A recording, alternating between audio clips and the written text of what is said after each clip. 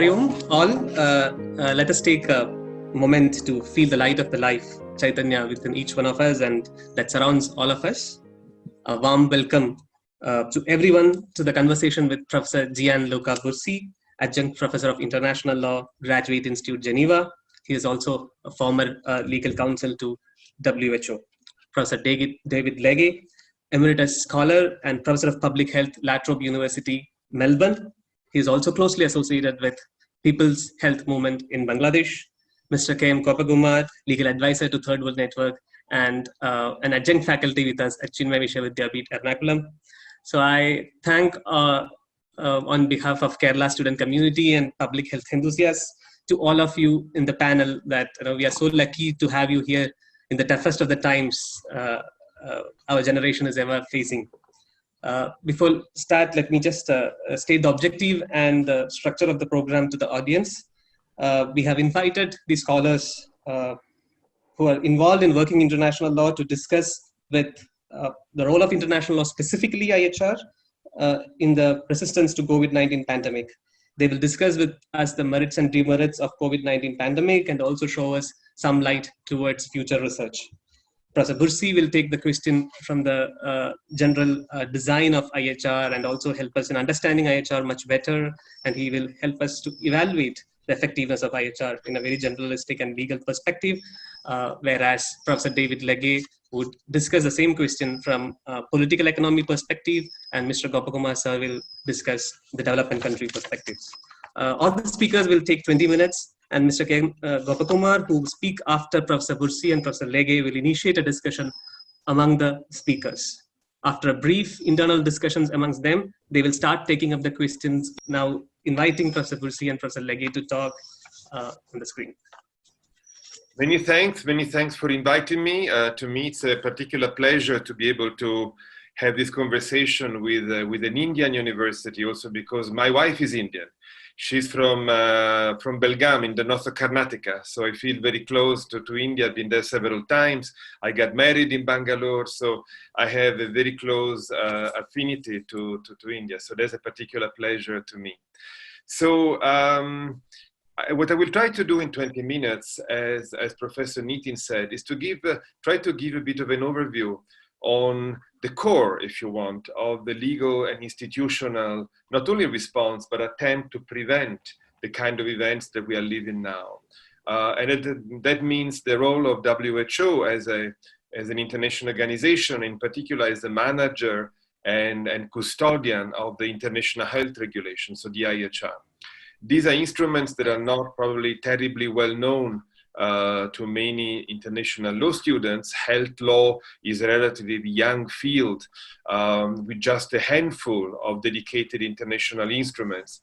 And so, unfortunately, health law becomes topical at times of crisis, when everything becomes more difficult and sometimes mistakes are made, and we find ourselves in the situation that we are experiencing now.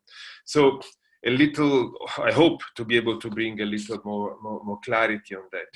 So first of all, just 2 words about the historical context, because many people think that WHO is the first international organization in the field of health, and the international health regulations, I would say IHR, using the acronym that is quicker, they were revised in 2005, were just for the first time conceived in 2005.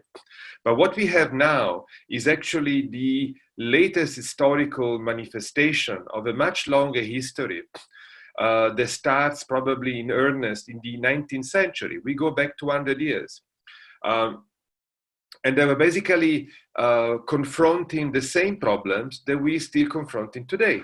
That is to say, how to prevent and to contain epidemics of diseases, of infectious diseases that travel with people, that travel with merchandise, that travel with means of transport, whether it's the sailing ship in the 19th century or the jet plane today, and that travel with animals, armies, and so on. So, in a way, what we call globalization today is not so new.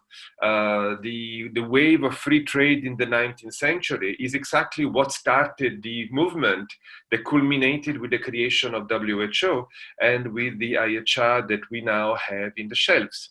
The more liberal and more globalized the world is, the more chances there are for diseases to travel and to travel quickly.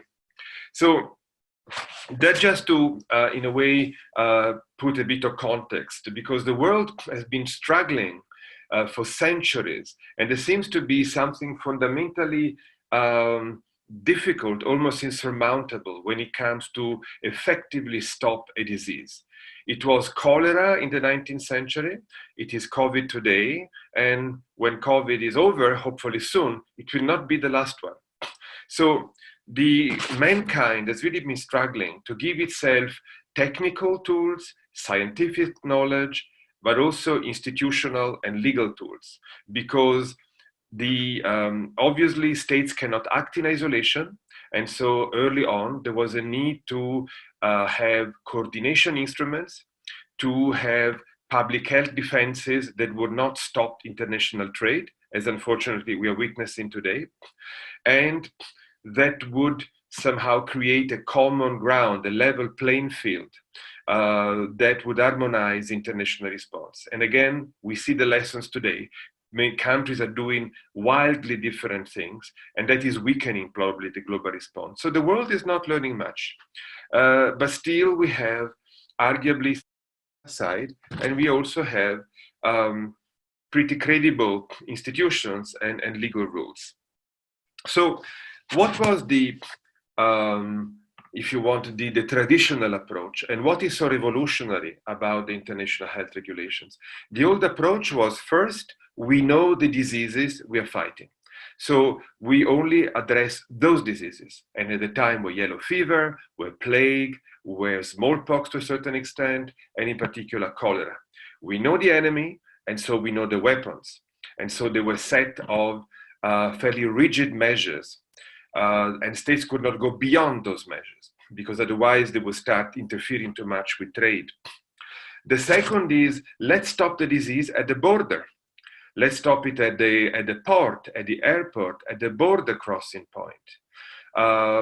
So we don't look inside the states. We look outside to the enemies that can come into our territory, and we stop at the border. And as you can see, the temptation is still very strong today, and you see it's not terribly effective.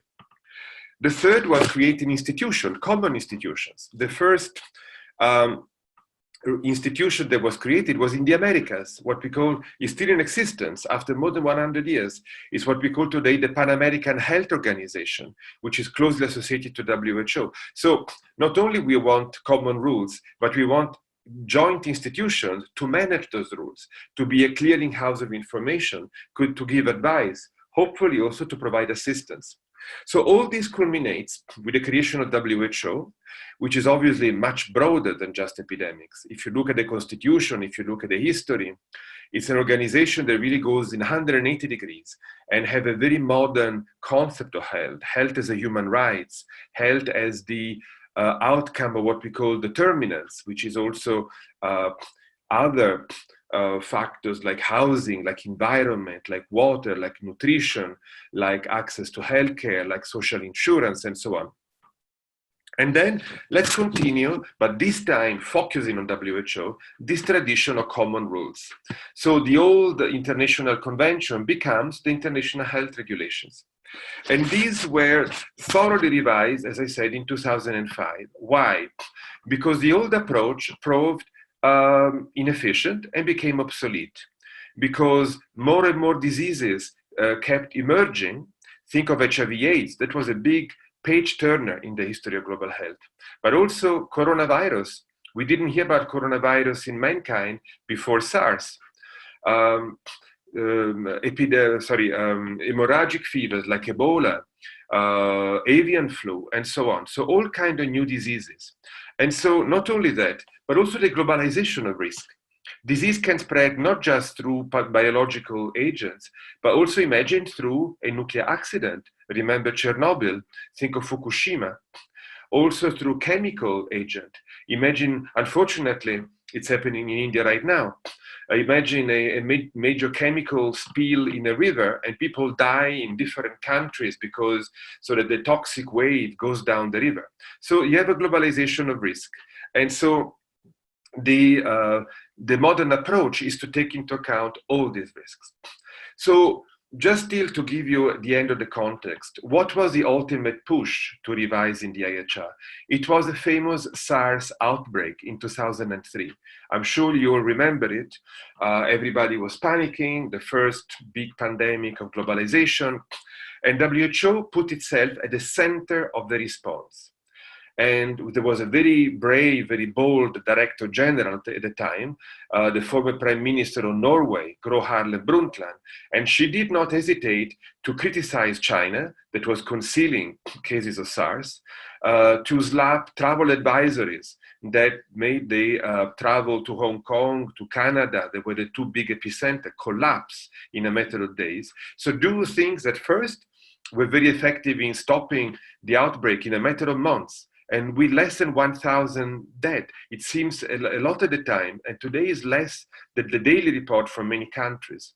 But also showed the power of WHO, a power that was disconnected from a legal framework.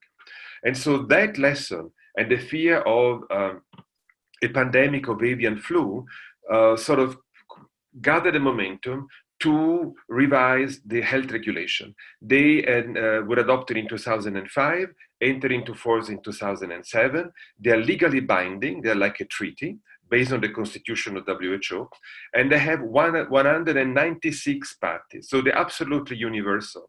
It's all member states of WHO, 194, plus two small European states, the Holy See, where the Pope is sitting, and Liechtenstein, which is at the border between Switzerland and Austria.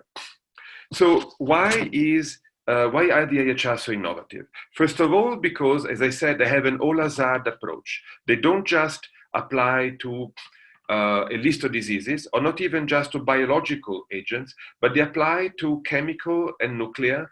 They even apply to an act of bioterrorism that spills pathogens, lethal pathogens internationally.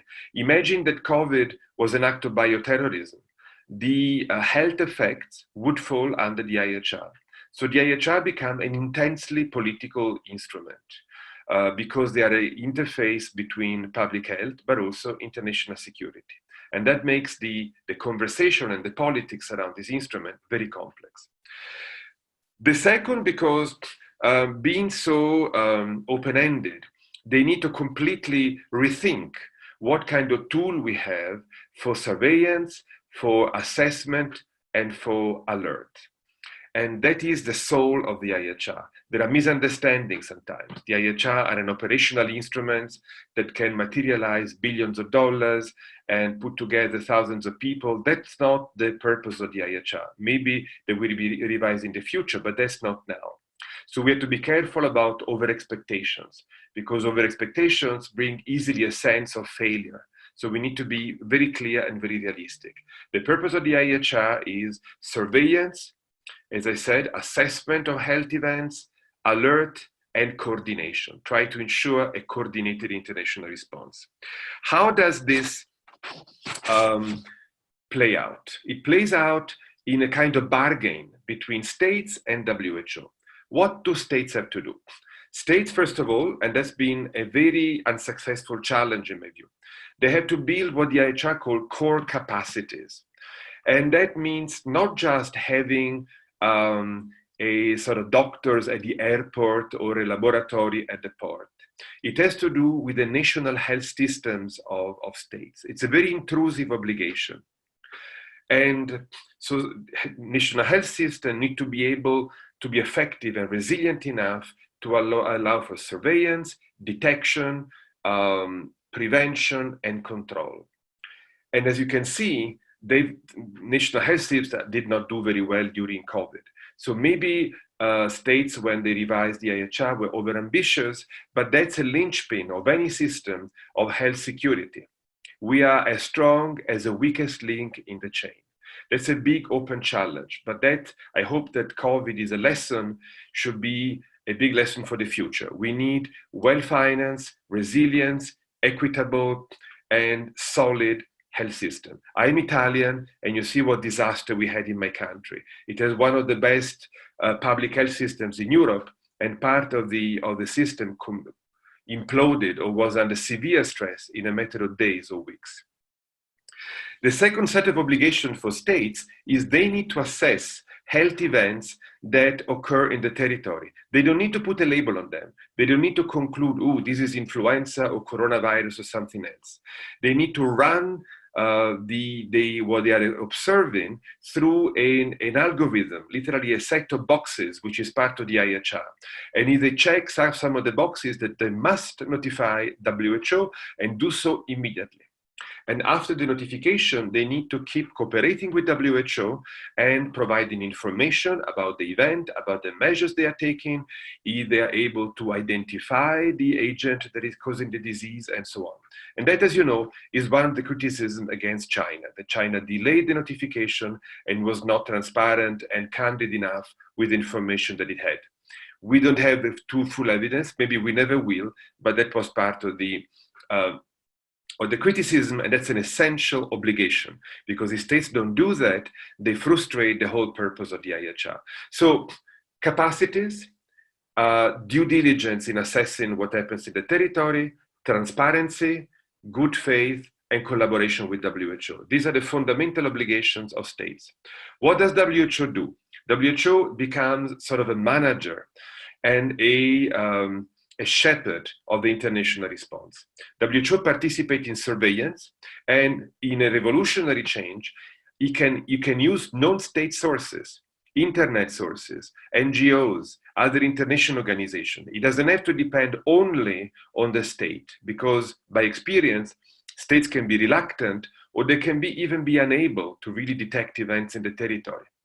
And so it can use other sources, but obviously it needs to bring them to the state, basically saying, that's what we are hearing, please confirm or verify and report back to us. And if you don't report back to us, we'll disclose the information that we have. That's a big means of pressure. Obviously to be used not recklessly, because you are dealing with sovereign states. So WHO does that, and it dialogues with states. It has an active role to play. If you go to the WHO's website, there's a whole COVID page, and there is a chronology of what WHO did. And during the course of January, after China notified the first cases, it started putting alerts and analysis and advice on its website. The climax of this system is what we call the declaration of a public health emergency of international concern. That's an authority of the Director General. And that also is a huge authority given to an international organization. They could declare an emergency even against the will of the states where the event is occurring. The Director General has to consult with a committee of experts that has assumed a lot of power, because basically what they advise or what they provide as information is always more or less accepted by WHO. So there is a system of checks and balances, but there is also clearly an attempt to depoliticize this aspect of crisis management. It should be ruled by public health, risk assessment, good science, and reliance on evidence. And that's why it was really delegated to WHO. This system has been criticized for being too rigid and binary. It is not realistic to only have an emergency or otherwise nothing, because reality is much more complex, and having a more granular incremental system of alert would have allowed WHO to really set the response under the IHR much earlier than declaring an emergency for COVID at the end of January. That's something that I think will need to be looked at after COVID. And then WHO, after it declares an emergency, can issue what we call temporary recommendations. These are recommendations about national measures, for example, internal coordination, surveillance, contact tracing, testing, vaccination, but also international measures. And these have been the most controversial, in particular, travel restriction, trade restriction, closing a border to people coming from certain countries, and so on. And if you look at COVID again, not many states have complied with WHO's recommendations on travel. At the time where don't suspend travel, and that's what most states have done. So there is a lot of debate whether the system of recommendation is really what we need if states just ignore them. But that was part, and I'm coming to the end of my presentation, if you want, was part of the grand bargain in 2005. States gave a lot of authority to WHO to use non-state sources, declare emergency, making a recommendation that bring an element of accountability because states are supposed to look at them. But at the same time, states said, good, WHO, you set the tone, but we take the final decisions. We are not prepared to delegate to you decision that can be life or death for our population, or they can affect the whole economy as they are doing now. So this bargain, in a way, is what underpins the IHR. Whether it was a good bargain or not, I think we'll have a lot of conversation in the near future. But this is what we have. What are the main things that, in my view, will need to be looked at to strengthen the system of guidance and alert? First, this issue of core capacity. States need to invest in the national health systems. And so that has to be seen as a public good. It cannot just be seen as a machine to make money. We cannot have a neoliberal approach in public health. It doesn't work at times of emergency. The second is to have a better system of alert, not just wait for the emergency, act earlier. The third is a probably more credible system of coordination that has to go beyond WHO. There has to be some kind of coordination system where states are able to sit together and to compare their own risk assessment and to coordinate what they're doing. It's irrational what's happening now. Closing border, disrupting trade, disrupting the food chain, disrupting the trade in pharmaceuticals and protective equipment for no evident benefit besides meeting the panic. We need to strengthen the system way before the panic. We need to avoid the panic. And then finally, we need probably more resources because WHO tries to do what it can with a small budget. The budget of WHO is the budget of the cantonal hospital in Geneva, Switzerland, where I live, just to give a sense of proportion. And so probably we need to strengthen the ability of WHO to properly manage this kind of crisis at the various stages and to be an agent that can really contribute to the prevention or the containment of this kind of crisis. Otherwise, we'll find again where we are now in a catastrophic situation that in my view could have been, if not avoided, certainly contained, had the world been prepared to find tools to better coordinate. And so here we are. I did my 20 minutes and I will stop here. Many thanks for your attention. Professor David Legge, you may please join. Yeah, okay. Well, thanks very much for having me, Professor Nithin. It's a privilege to be participating in this discussion. Quite a few things that Professor Burchi has touched upon I was wanting to mention. So he's enabled me to drop a few things. Professor Burchi talked about the revision of the IHRs, which started in 2003 and finished in 2005. And I would like to highlight three issues which I think are still quite critical for us to keep in touch with, keep alert of. One is the issue of taking note of other sources of information, which, as I say, Dr. Burchi spoke about. I think it's quite interesting to locate this in relation to SARS, which where the Director General was quite cross with China for not formally advising WHO of what was happening with SARS when the WHO had known what was happening for several weeks on account of a Canadian organisation which is actually part of an important infectious disease network which is established by WHO. But the Canadians had identified what was happening in China, had advised WHO, but it was not able to take action. So, but it's also kind of interesting that in the development of the revised IHRs, the authority to WHO, to the Director General, to take note of other sources of information apart from what the nation state provides was actually inserted by the Director General at the World Health Assembly in 2003, really moving beyond what had come out of the executive board in the 5 months earlier. So it's again, it's to celebrate Dr. Brundtland's foresight that she inserted these items into the this issue into the IHRs. The second issue that I want to highlight is the issue of direct on-site verification by a WHO team.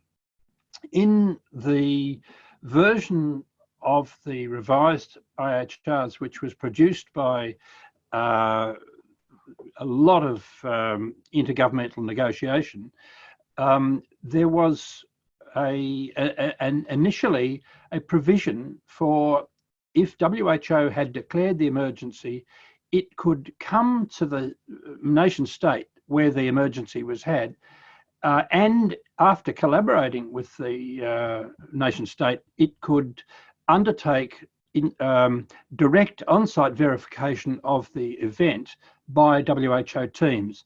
That was greatly weakened in 2004 and 2005 to have to have the WHO must be that the nation state must speak to WHO, but the idea of on-site verification was not there.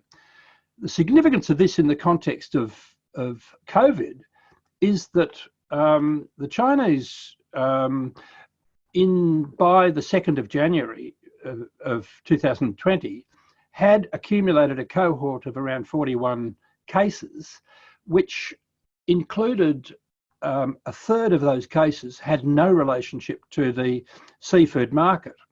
But China kept on using this term, human-to-human transmission has not been demonstrated, between the 2nd of January through to the 20th of January.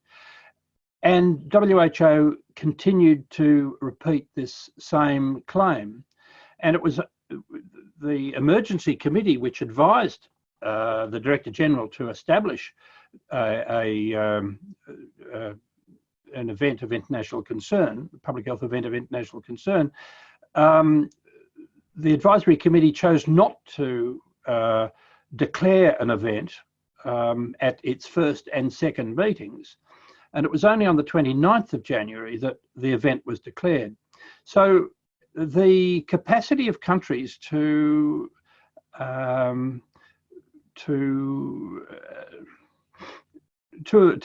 delay things is again illustrated. The third thing that I want to highlight in terms of the controversies faced during the revision was the issue of additional measures. In the context of Ebola, Australia and Canada both imposed travel restrictions on West Africa in direct contravention of what the Director General had established as the temporary recommendations. So the issue of additional, and which of course impeded the arrival of commodities for the outbreak and teams.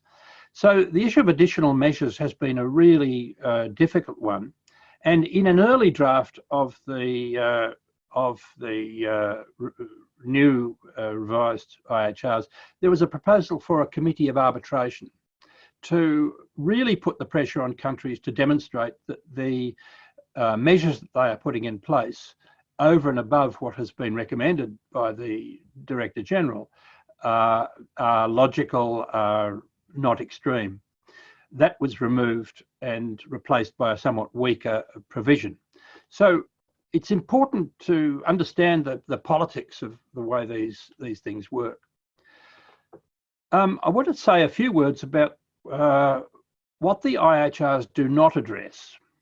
And in the context of COVID, they do not address priority setting for research and development or commodity production. So we've known about coronaviruses in humans since 2003, but it's only after a pandemic that there is a boost to research, and that boost then dies down quite quickly. And WHO is not in a position to drive the ongoing research and development for drugs and vaccines and diagnostics, and to drive the production of them at a level which is needed. The second thing that the IHRs do not address is are the ecological and economic factors shaping the genesis of new pandemic diseases. If you're looking at the H5N1 emergency in 2004, it was associated with industrial chicken raising, not just industrial chicken raising, but the virus came via the chicken. In 2009, the H1N1, the vehicle were the pigs, and Ebola, the vehicle was bushmeat and monkeys, where the continued encroachment on the forests forced increasingly poor people to rely on bushmeat and carry the Ebola, and now bats in the context of COVID. So there's a major issue about the ecology and the economics which is not being addressed very effectively. The third thing is that pandemics such as AIDS and AIDS-HIV and MERS, because they do not have a risk of international spread or restrictions on trade and traffic, they don't pass the requirements of the algorithm of which Professor Bucci spoke, and therefore they are not subject to public health emergencies of international concern. So the evaluation of the IHRs really needs to be placed very firmly in the context of the full range of actions and mechanisms and institutions needed to manage communicable disease and pandemic-prone disease. Moving on from, picking up a theme from Professor Bucci, I think of history, I think it's important to recognise the continuing influence of colonialism in the operation of the IHRs. The international sanitary conferences of from 1851 onwards were dominated by the colonial powers, and in many respects the discourse around those conferences was about protecting the great powers from Asians. So Asians, Arabs and Africans. So the ships were coming from the east and bringing with them Asiatic cholera, and those ships had to be held in quarantine. Well, of course, we now know that cholera is a local germ associated with insanitary conditions, and but that was not being addressed. When WHO was formed in 1848, it was also dominated by the great powers, the established capitalist powers. But with the process of decolonisation from the 1950s, 1960s, the developing countries came to have a strong voice, at least in the governing bodies of WHO.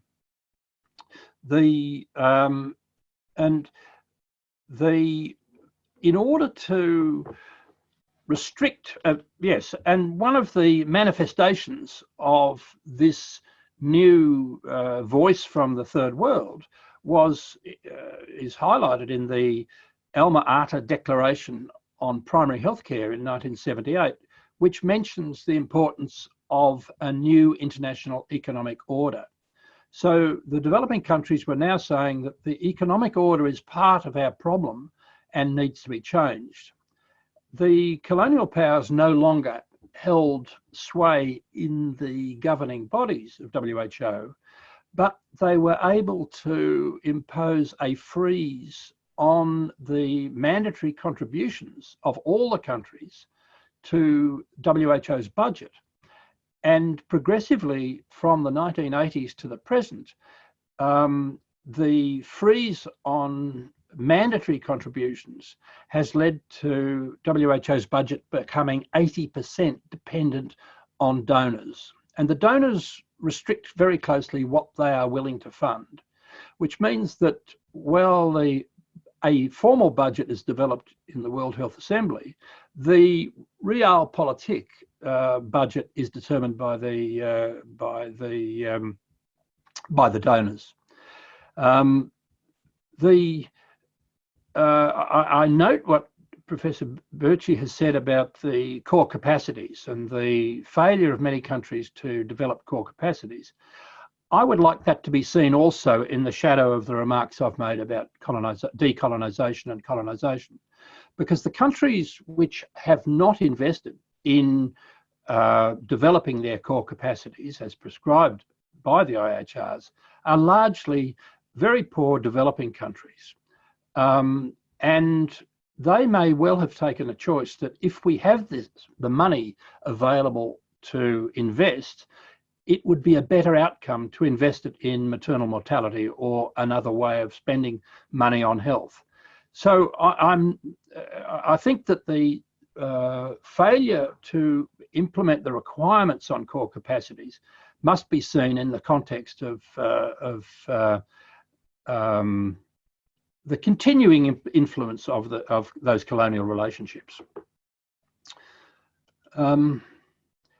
A couple of things about WHO, apart from the donor chokehold, the US, and supported by some of the European countries, has been driving to reinvent WHO as what you might call a multi-stakeholder partnership, including the transnational corporations and the big philanthropies. The transnational corporations carry a great deal of weight, but of course their case is being pushed by the big donors, in particular the US. The second thing before I leave WHO is that I think it's really important to understand that WHO comprises two entities.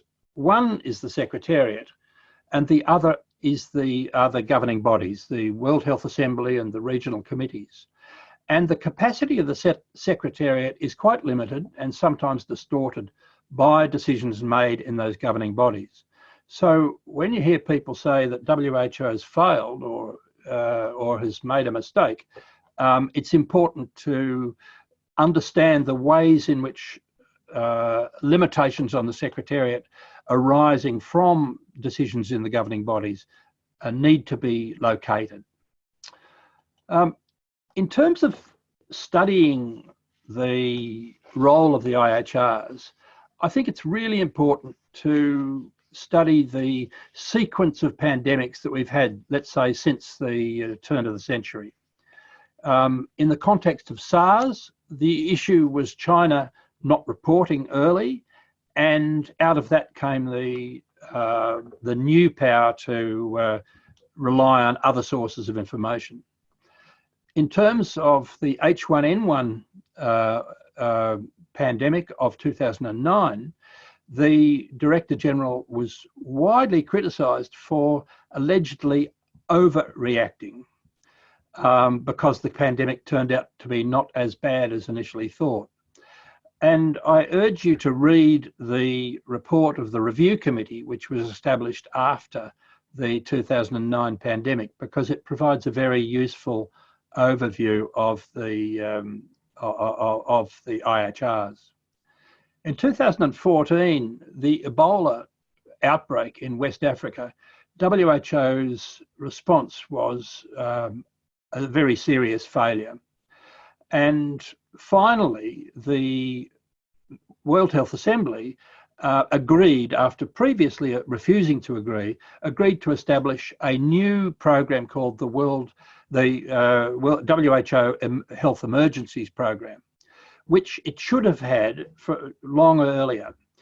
Nonetheless, it has been established, and in the context of the subsequent Ebola epidemic in the Democratic Republic of the Congo, it has performed very well, but it is seriously underfunded. I've mentioned, then coming to COVID, I've mentioned the delay in acknowledging human-to-human transmission, which I think is a major issue. But there are other issues perhaps we could come to in the further discussion. The issue of trade-off between health and trade to contain the pandemic with minimum impact on trade and commerce is almost a no-win choice, a no-win situation for the Director General of WHO. I've mentioned the criticisms of Dr. Margaret Chan after the H1N1 pandemic. In the context of developing the WHO Health Emergencies Program, the slogan of "no regrets" was frequently used. No regrets meant that if there's a risk of this becoming a big pandemic, act early and accept that you might have overreacted when it turns out not to be as severe.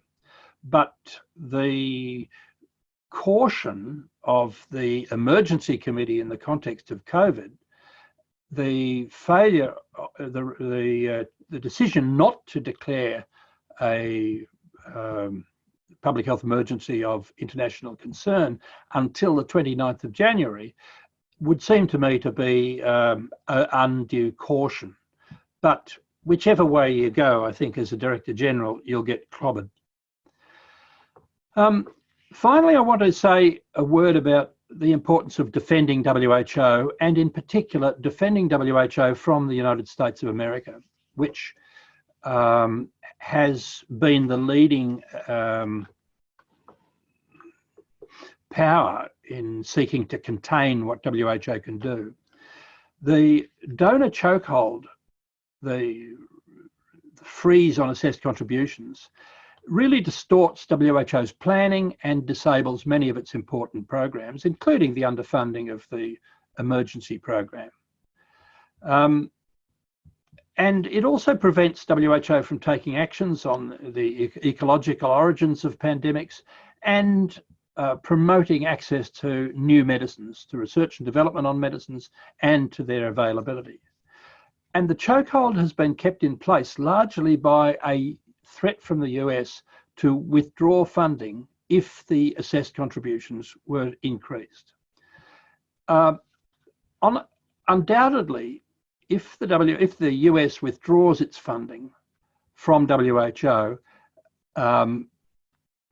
the organisation would suffer severe damage.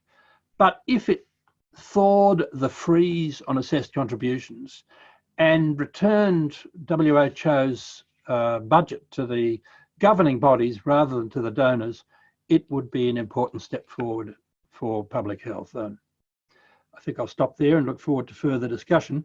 But what I might do is to put some further reading into the chat box. Thanks, Professor Nithin.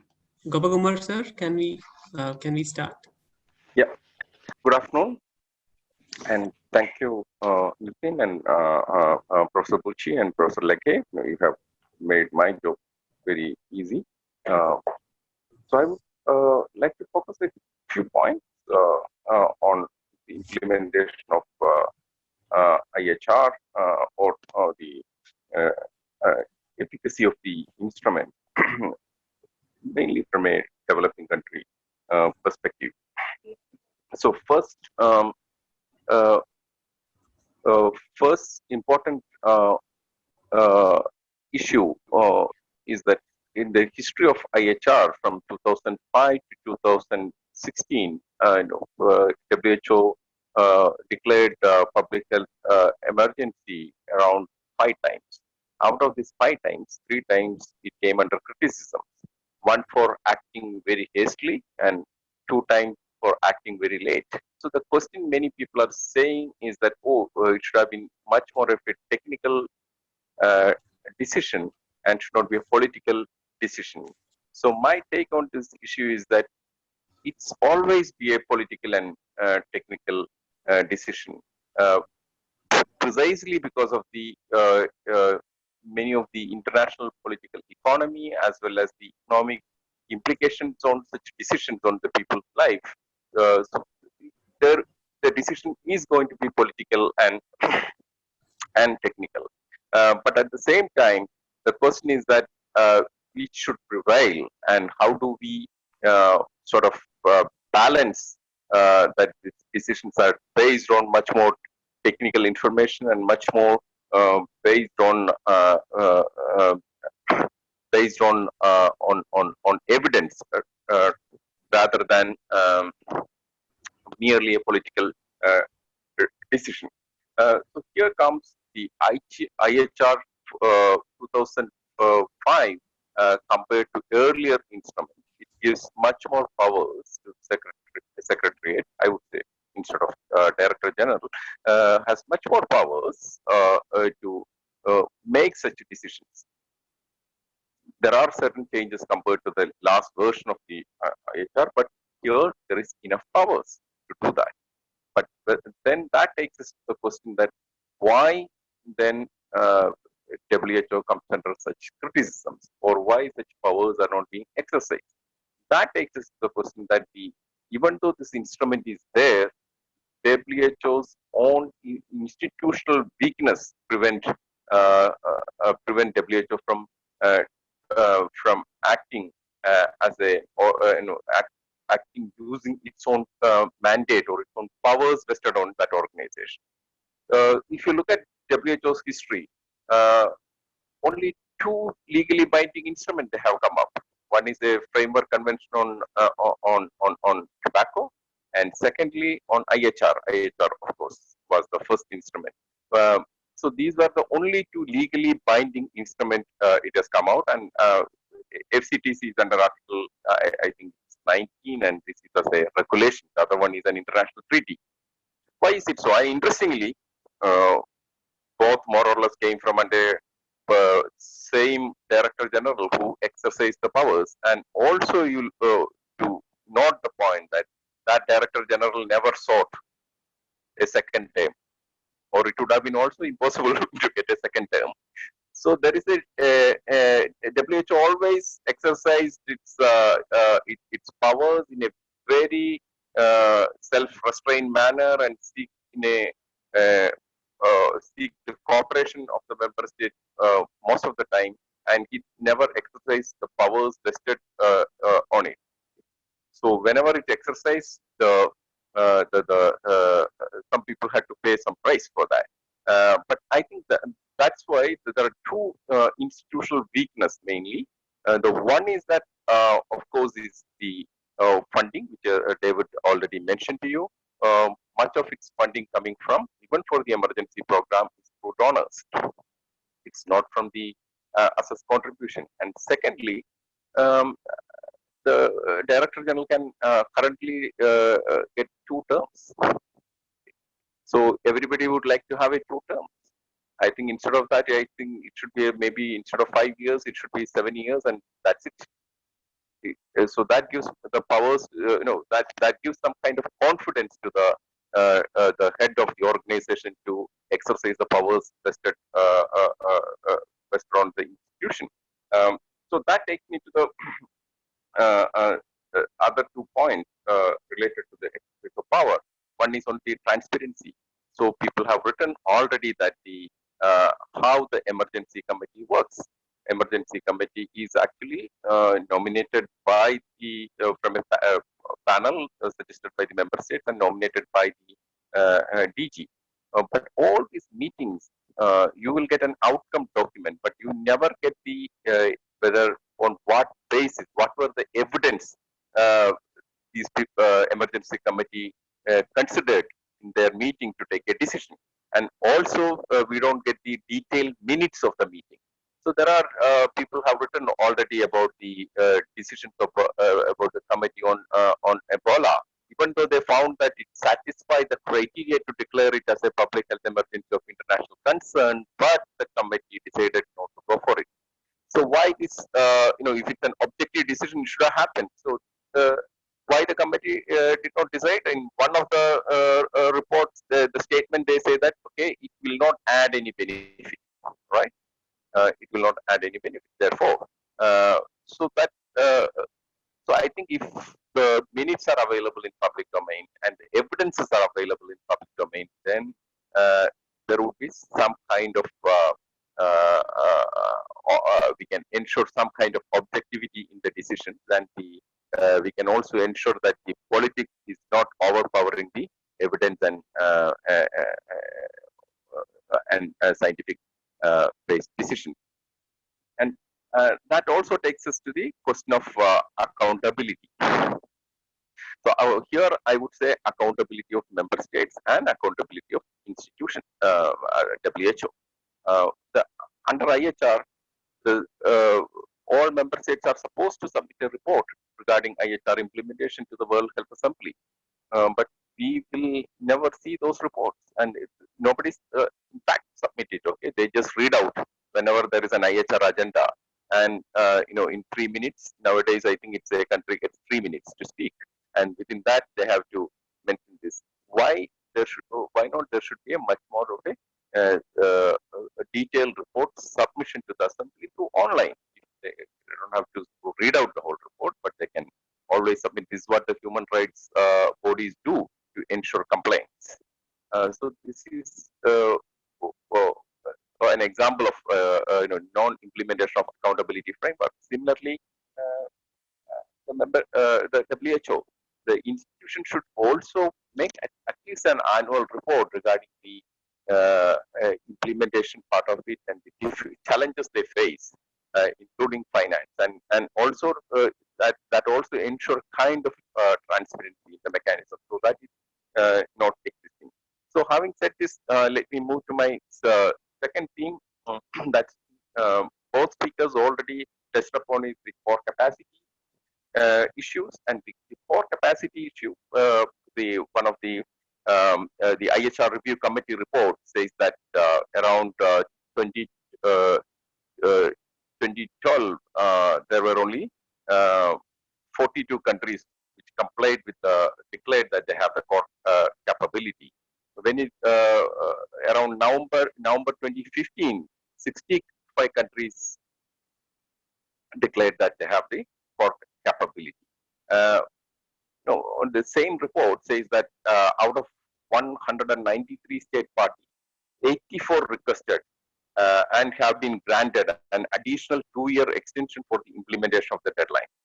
So that is 84 countries. That constitute around 43% of the membership. And 68 parties have submitted a plan for implementation, and 44 have not communicated their intention to WHO. So you add this 84 plus, out of that 84, 68 had a plan, and 44 never communicated. So 84 plus 44 you add. So that will basically give you the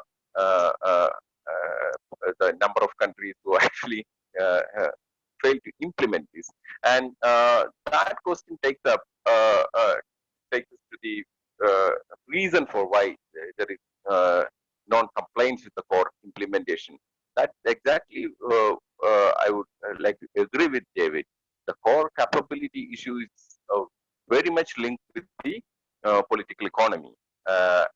And before getting into the detailed discussion about political economy, I don't have any to do that. But most important thing is that you cannot build a core capability only to meet emergency until and unless you don't have a robust health system. The robust health system, you cannot have a core capability only to meet emergencies, right? So that's both speakers said that, and Professor Butti said you cannot have a neoliberal approach to the public health and say shifting the burden to private sector, and private sector will take care of the healthcare sector. This this will not work. As we have seen in India now, as a part of our COVID response, many states have to take over the private hospitals, or even they have asked private hospitals to take the patients from the public hospital who are facing problems with other ailments, and so forth, so that they can declare the public sector hospitals as COVID hospitals. So the point is that we need a clear-cut investment in public health and build a robust system, so that will automatically lessen your burden of building the core capability. So primary, when we talk about always health system, we have in mind is a tertiary care. Not exactly. That's not true. We need a very primary, a robust primary health system. That's the foundation of a robust health system. And here also, I would link this to again to WHO's own on incapability to clearly articulate the need for a public health care system with the investment of the government. So WHO of late started saying, at least 2012, 2013, 2014 and all, when we started discussing about the universal health coverage, the advice from WHO is that it doesn't matter whether it's private or public. What matters is the service. So this kind of either here nor there kind of advice will not help. There should be a clear advice, and many developing countries are depending upon WHO advice. So that takes me to the next a few issues. Why the developing countries also use some kind of suspicion with the IHR. One reason is that always that Professor Legge said about the colonial package of the system, and taking it further, what we now call it as a health security approach. The health security approach is an extension of some of the concerns related to the colonial period, and so therefore they think that this may and a complete health system approach will lead to kind of isolation of developing countries. So therefore, they are a bit reluctant. And health security is a very sophisticated word. We use it, but what they also imply by that is the connection of many of these establishments who work on health security is close relation with the military establishment. If you look at much of the core capacity related to infectious diseases existing actually with certain institutions which has close links or they're part of the military establishment, whether it is in US or in many other countries. So therefore, always the international cooperation or international coordination on these issues are viewed with some degree of suspicion. So then the most important issue is that of the kind of political economy we are in, and to have a coordination system, but the kind of political economy we practice, especially the trade, is more of competition and killing the uncompetitive sectors and export as much as and you earn. So if you follow this, or it also translates into the domestic policies, is that as long as you get cheap import, you use that, and you focus where you can export. So you don't have to maintain a national core capacity in the manufacturing. As a result, many countries who do not have manufacturing capabilities in some of these products which are important or uh, critical for the COVID response. So what was the country's response? Even many countries even do not have a capability, the capacity to assess how much is the inventory and production capacity on these areas. So if the knee-jerk reaction is export ban, and resulting in disruption of global supply chains uh, and resulting in shortages. So this in a way basically disrupting any kind of coordination effort. Then who will take the lead? Again, it again falls on the international institutions, WHO definitely, and UN. And in fact, UN General Assembly passed a resolution on 20th of April asking the UN General Secretary to prepare a plan working along with the WHO and other international agencies to ensure access to these commodities which are currently available and also the future commodities. So, but these agencies are not in a position to act because they have various other constraints. They have institutional weakness for that. So some of the important weakness come from the financial weakness because we do not have a sustainable financing model for the international institution. Lastly, I would say every crisis resulting in setting in one layer of governance, one more layer of governance on the emergency system. So, of course, the IHR sets an IHR committee. It is an institutional mechanism that created as part of the IHR. So, immediately after the COVID crisis, the Ebola crisis, we have two more layers of mechanisms to evaluate the or guide the emergency response. We have an independent oversight and advisory committee for the WHO's health emergencies. Then we do have a program, emergency program, and then we do have a global preparedness monitoring board.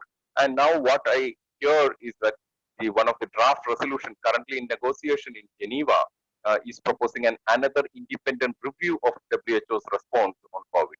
So each crisis is adding one more layer of governance. And this is in a way fragmenting the whole governance mechanism related to emergency response. And more actors are coming in. There are earlier, there was only WHO, then HIV added the Global Fund, and then the immunization drive added on Gavi.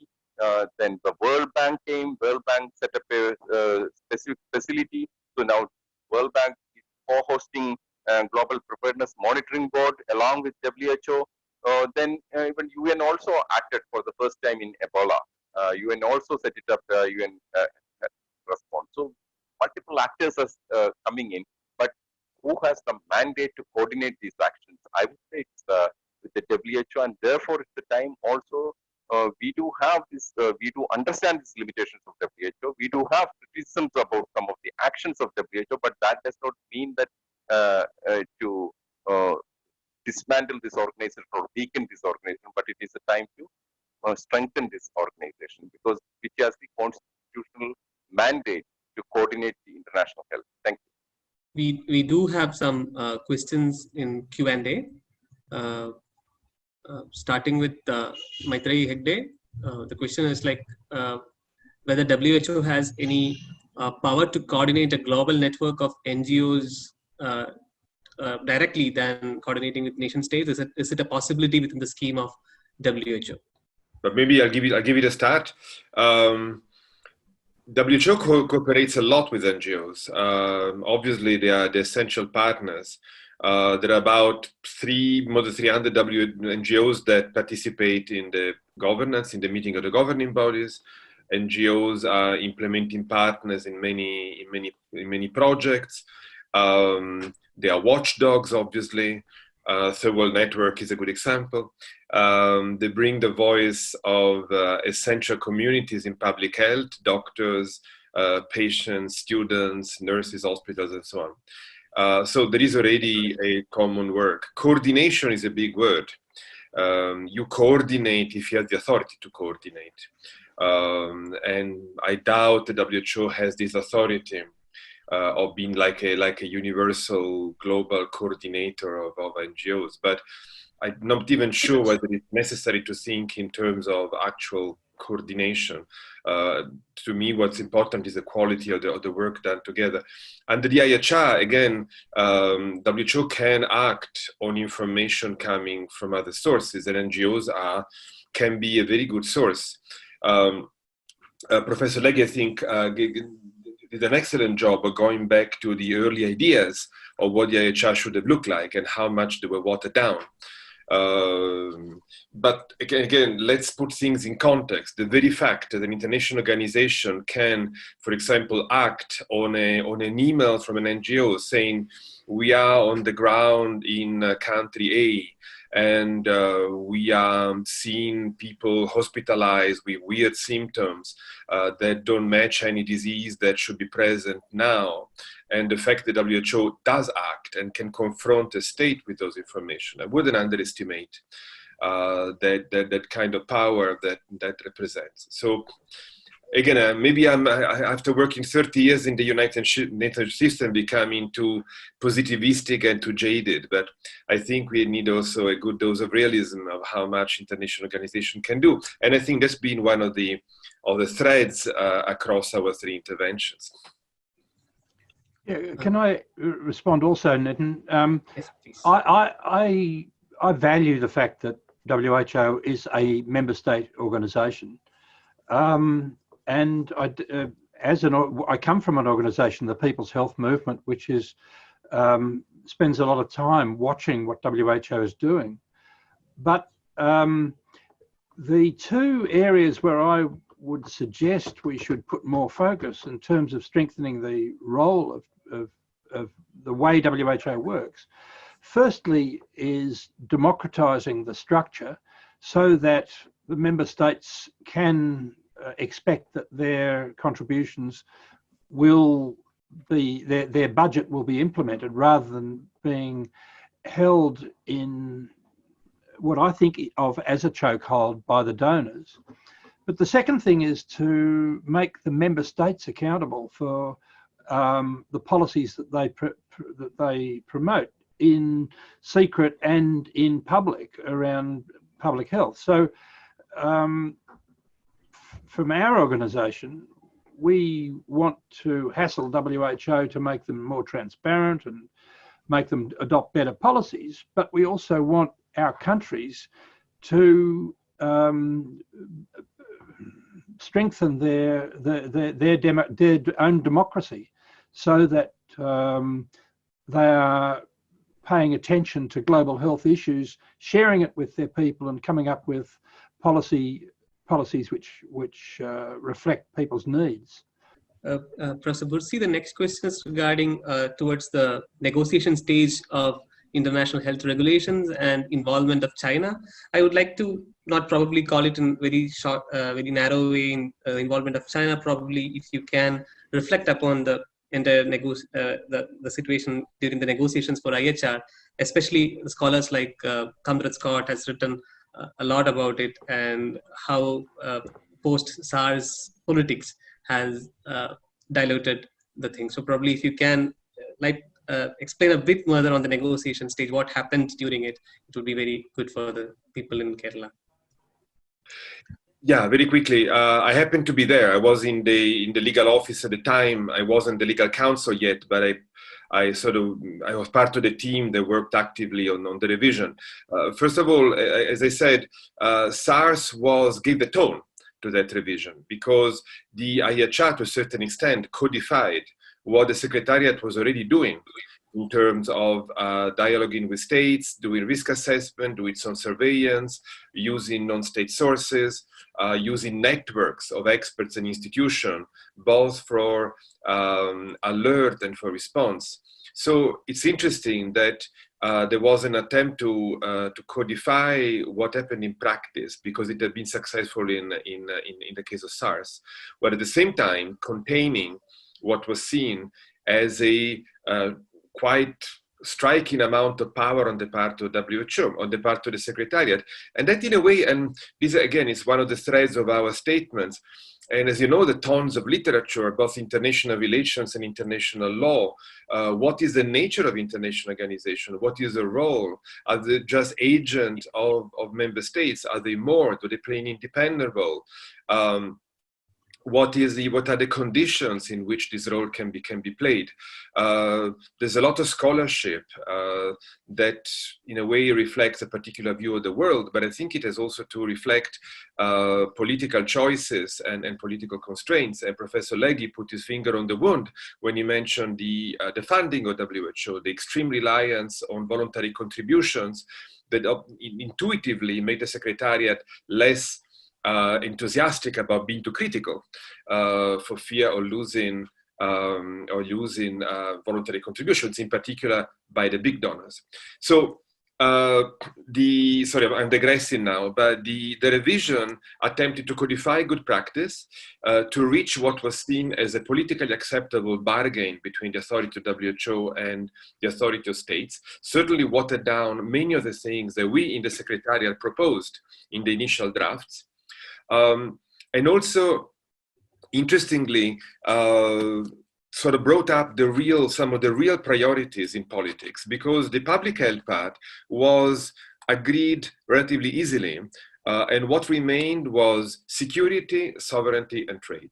So the provisions that had to do, for example, with this early warning on bioterrorism, with again, the balance of the grand bargain were the hardest to negotiate and were sort of agreed at 4 in the morning on the last day of negotiation. That's why sometimes when you read them, they are a mess because they are the outcome of very difficult compromise. And so that shows you that the IHR are not just a public health instrument, they are deeply political instrument. They touch areas of international politics that go way beyond health.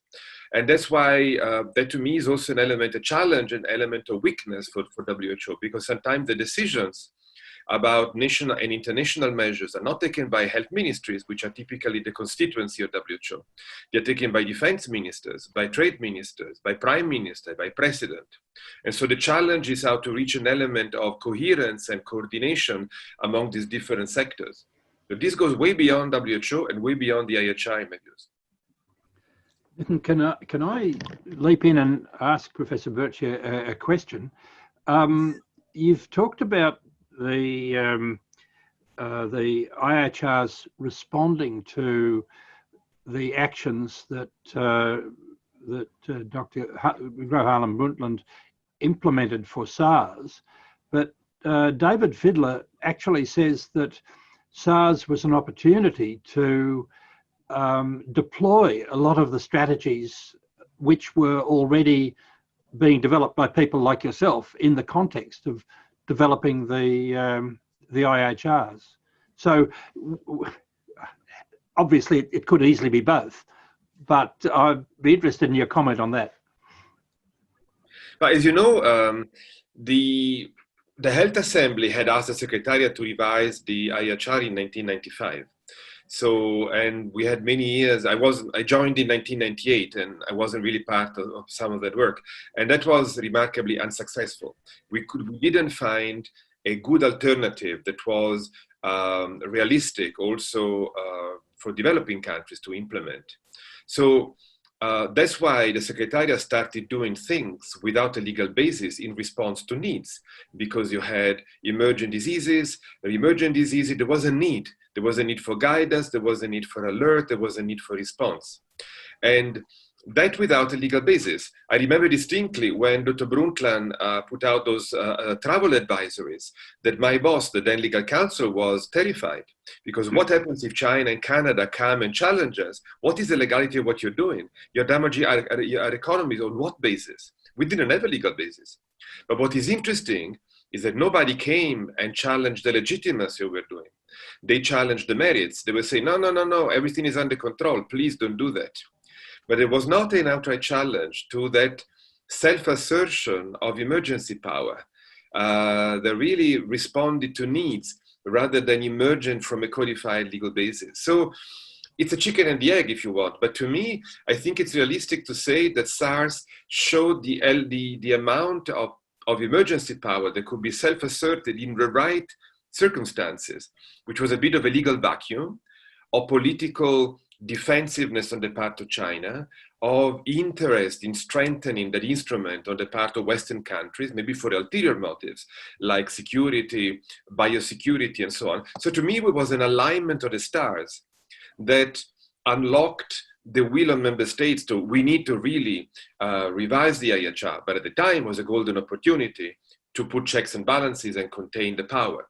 So whether it was successful or not, I don't know, but I think that was the dynamic as I saw it at the time. So can I ask another question, Nithin? The IHR's 2005 allows the Secretariat to receive information, act on information from other sources other than the country. China has a law, apparently, in the health department, which says that people may not speak publicly about health issues without going through the National Health Commission. Was that law introduced specifically to undercut the provisions of the new IHRs? I don't know. I really don't know. I mean, given the level of political and social control in China, I think it goes way beyond the IHR. Control of information is rewriting and that's frankly what China is doing now. They are rewriting and controlling the narrative. They are erasing any evidence of what could have happened. So even though Trump is rattling the sabers and threatening God knows what, you need evidence for what happened and didn't happen. That evidence doesn't exist anymore because the level of control of China, including having its own internet, which is disconnected by and large to the rest of the net, allows it to control the evidence and the information. But that to me goes way beyond health. It's part of the political model of China. WHO has an office in Beijing. Presumably they were much closer to what was happening in the early weeks of January this year. Maybe that's speculative. I cannot say. I know that the people from the country office went to Wuhan mid-January, and so together with the Chinese authority, that was not like a surprise inspection like in a nuclear facility. So I don't. They saw what they saw, and they made their own assessment. But exactly what happened, I'm sure there will be plenty of investigations after things calm down, and I hope that will bring a measure of clarity, because that's what we need. Otherwise we feed into conspiracy theories, into disinformation, into pure weaponization of public health, and that's so negative. But again, to me, the power of China to control the narrative is unmatched, and so I wouldn't hold my breath for what can come up. So that's, may I ask further on this issue?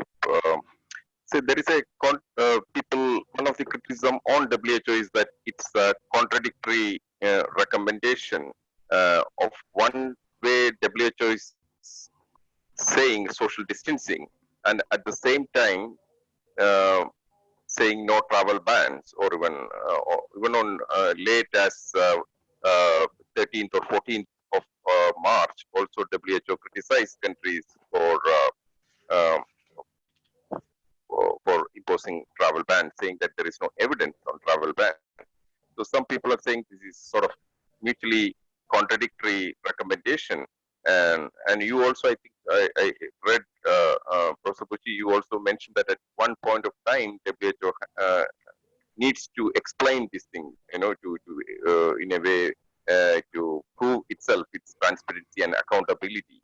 So I would like to hear from you further on this. And also, Professor Leke, you can also look at historically what is the evidence on travel bans and or travel restrictions and epidemic.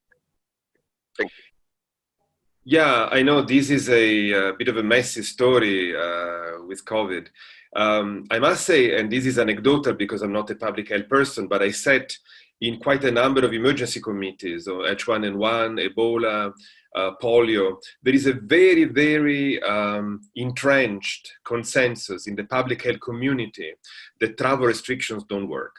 That's not instrumental, that's not political. It's really a very deep consensus that the disease will reach you anyway, because you cannot seal yourself from the rest of the world. It's absurd. Because it creates a false sense of security, because it creates more damage than benefit in disrupting trade, is affecting the possibility of bringing aid to affected countries and so on. It's very, very entrenched. And so I'm not surprised that that was like the default at the end of January. And the problem to me is that the emergency committee has been silent until the end of April. So what happened in the meantime was not under the IHR. So there was an element of contradiction. If you look at the emergency committee statement on the 30th of April, even though begrudgingly, it basically admits, acknowledges that there are travel restrictions, but they have to be targeted, they have to be temporary, they have to be proportional, they have to be based on evidence, and in particular, they cannot be a panacea in isolation, and that I totally agree. They need to be part of a package of measures. They basically had to gain time to do other things, to get better prepared. And so I think that WHO has come around a little bit and has acknowledged that that's what countries are doing. And under certain circumstances can have its logic. On social distancing, if you look at what WHO has said, and I can't say that I read all the guidance because there are hundreds of pages on the WHO's website, I haven't seen a clear endorsement of physical distancing. WHO talks about contact tracing, talks about quarantine, but quarantine are individual measures. They can be small community measures, but I don't remember WHO even addressing the whole locking down of entire countries, like what's happening now in the world. And I wonder why. Maybe because it doesn't want to take a position, or maybe because the IHR are fundamentally about international spread. They're not about domestic management of diseases. So maybe it felt that that was a bit outside the remit of the IHR. But I found it striking that, as far as I can see at least, it doesn't really expanded on the model of social distancing that has been adopted in the last few months. Can I say that I share your skepticism about this evidence about social distancing?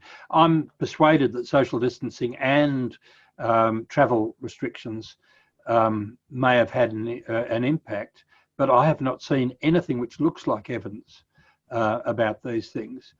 I make the point that the first International Sanitary Conference in 1851 was called by the French Minister for Trade, not the Minister for Health.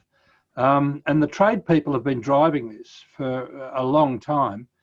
I'd like to say I'm not sure that this obsession with not interrupting travel and trade is a feature of public health culture globally, but it clearly is a feature of WHO culture globally. I think that and I think it would be a good thing to call it out and ask for the evidence. Professors, we have a few more questions in the chat box. So the last one was from research scholar Paul from CPPR India. And there is another question probably public health scholars like Kopakumar sir and David Legge sir can answer. This is from Saurabh Sinkanapalli. He's asking about whether there can be some sort of compulsion to have a certain minimum amount of investment into the national health systems on the side of WHO. Probably not as a percentage of GDP enough, but probably taking an average of GDP or 2 to 3 years and finding out certain minimum target amount fixed for that. I believe Brazil has already have some sort of such decisions in their law. There's nothing which is going to happen internationally. It's up to the people of those countries to demand adequate funding of their their health system. But of course, adequate funding of a health system is statistically incorporates private sector funding, and as Dr. Gopa has said, and Professor Virtue has said that the neoliberal model of a competitive health insurance market providing funds for a private sector service delivery, it doesn't deliver quality or safety or efficiency, and it certainly doesn't work for public health. So I just would like to add, so the WHO does not legally making any binding commitment from countries to make such an investment, but generally they say 6% of the GDP as a public investment is required to have a robust, is desirable.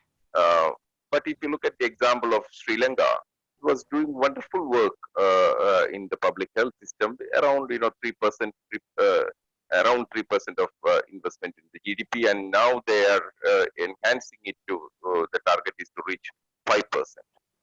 So I am saying is that what we require is not the investment. What we require is the public investment in the health system, which at least we should have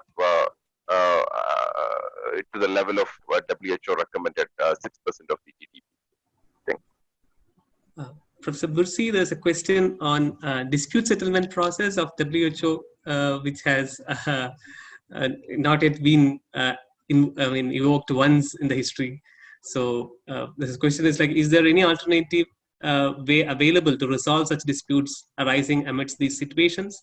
Is there a better course of action which the US could have followed apart from apart from defunding WHO? Yeah, that's coming out as a pretty controversial topic, and it's the first time, at least from what I remember from other emergencies, and that obviously has to do with China's role in all of this. So the IHR has a fairly loose provision on settlement of disputes, which is either up to the countries concerned to choose whatever means of a peaceful settlement they want to use, or to submit the dispute to the Director General, which can act like a conciliator or provide good offices, or optional arbitration. Countries should declare that they accept it. No single country has done that, so that's dead letter for the moment.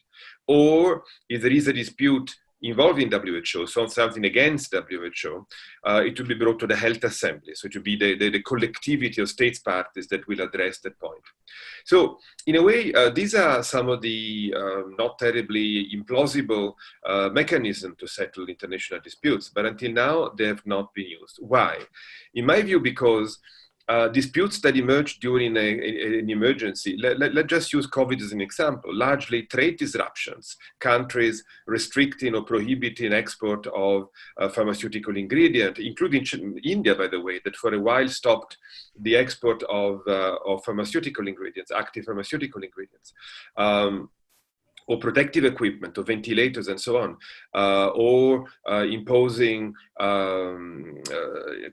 sanitary conditions that disrupt transport and trade, so you have food rotting at the border and people going hungry inside the country and so on. These are not the disputes that lend themselves to lengthy judicial procedure.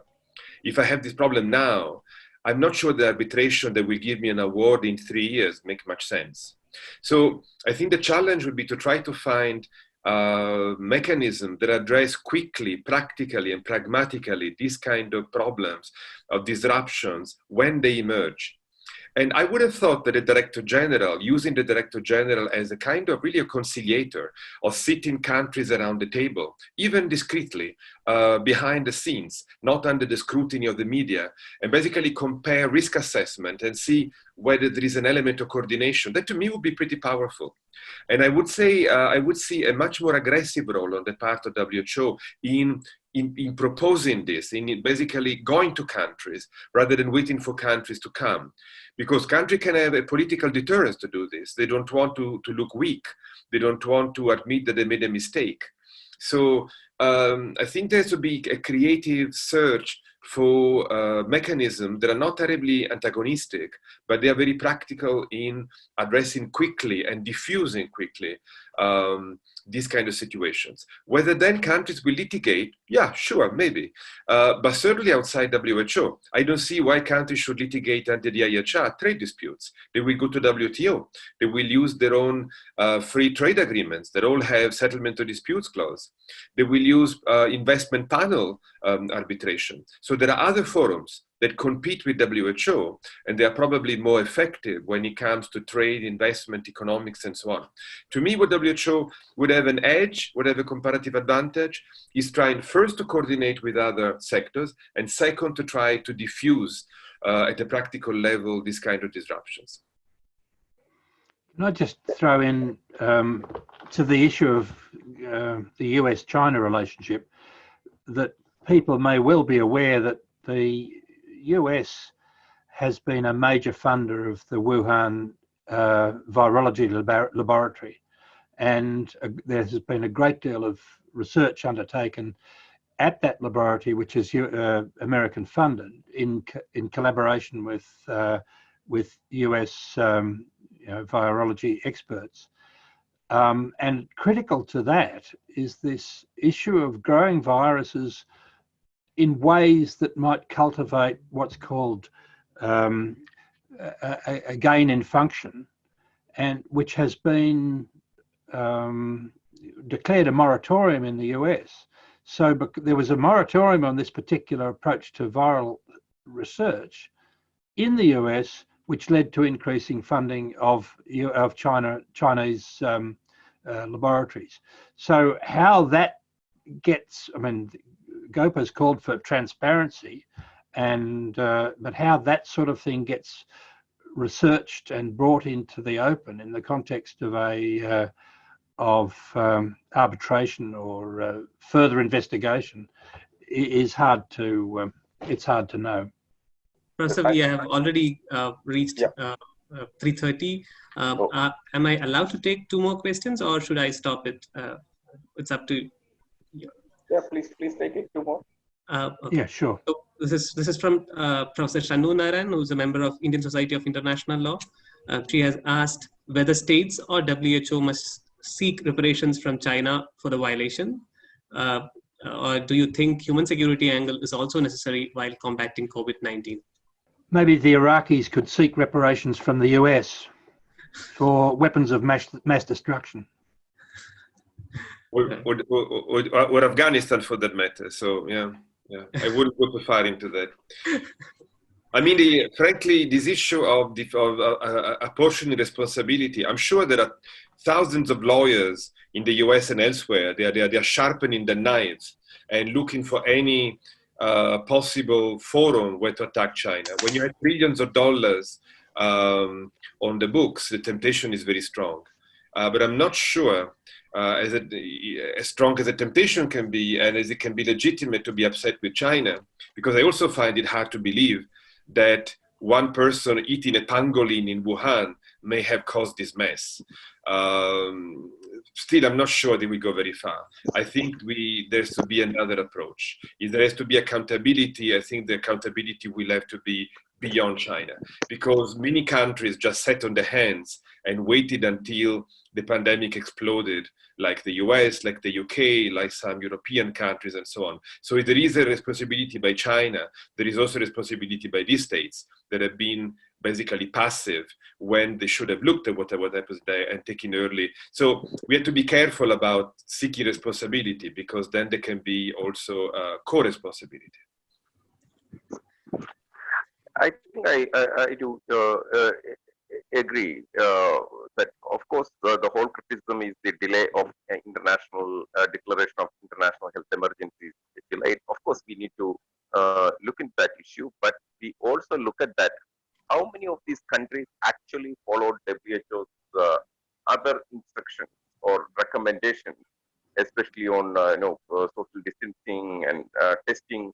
So, how many of these countries followed it? Okay, even UK and US was thinking of building herd immunity till second week of March, and suddenly then then they started following some of these recommendations of WHO.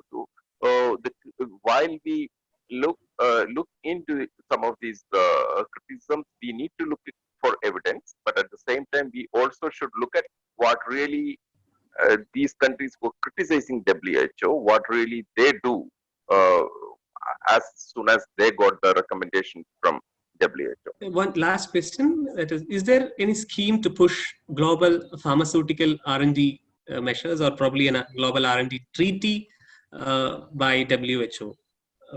I think the sort of picture is bleak because what WHO has done on the research and development front is a new initiative called ACT, Accessing COVID Tool Accelerator. This is consisting of 3 partnerships. So one for vaccines, one for medicines, and one for diagnostics. So this is the beaten path. Okay, this is status quo. WHO has actually, they do have a division called R&D blueprint. The R&D blueprint actually looked at the R&D gap. Oh, not only R&D gaps, all the research gaps related to COVID. The knowledge, they identified the knowledge gap. They have working groups, and they have working groups are meeting, and they are updating this knowledge gap at frequent intervals. So we expect WHO, using its own constitutional mandate as a coordination function of international health, will take it forward and creating an online platform wherein which the various research happening across the world can be coordinated in a better way. What is the purpose of the coordination? Purpose of the coordination is reducing the knowledge gap, prioritization of the R&D, and eventually push speedy development of shortening the time of product development. But instead of that, WHO did is a product development partnership and completely pushed outside the WHO. So the WHO is only one among the players, and it's not a leading player. It's not even a lead coordinator of any of these platforms, and it is by and large driven by foundations and EU. So EU had a conference.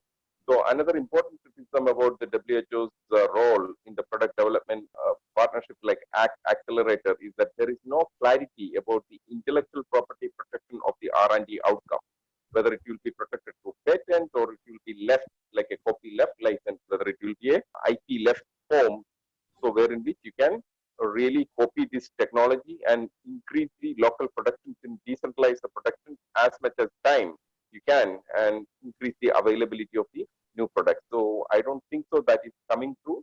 And I got a chance to look at some of the leaked draft resolution, which is also silent on the R&D front. So that way, that part, WHO is sort of a failure, and it is showing the line of maintaining the status quo. That you can link at that. There is no mention about one of the weakness of IHR. You can say not weakness. One of the areas where IHR is silent also on product development, but that does not mean that WHO do not have a mandate. Does not have a mandate. WHO has like a very clear mandate on R&D. If you look at the constitution. With that, let me conclude. Is there anything to add on, Professor Bursi or Legge? No. Right. Thank you. Thanks a lot for sharing some valuable moments with us. And I would like to bring to your attention that for us, the Kerala student community of international law, it has become now a challenge to learn international law in South. We were once the part of the prime of international academics in India when Professor Alexandrovich was there. At this point of time, almost all our discussions are concentrated at Delhi. And so this kind of, listening to people who actually negotiate the treaties, who work with institutions are a very small, rare experiences for us. And somehow we are blessed to have you all here. And this is also a very auspicious day for Chinmaya Vishwavidyapeeth because it's the birth anniversary of our beloved Gurudev, Swami Chinmayananda. And, the blessings of Gurudev has come up as what I call in the form of real 3 gurus before us speaking about international law in this day. Thank you. Thanks a lot. Many thanks to you. Thank you very much. Bye-bye. Best wishes. Thank you, professors. Thanks a lot. Bye. Thank you. Bye. Take care.